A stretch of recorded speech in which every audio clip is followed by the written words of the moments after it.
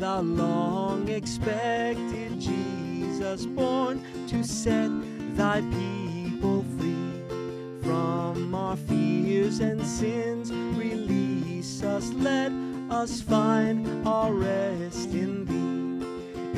Israel's strength and consolation, hope of all the earth, thou art dear desire of every nation, joy of every longing heart.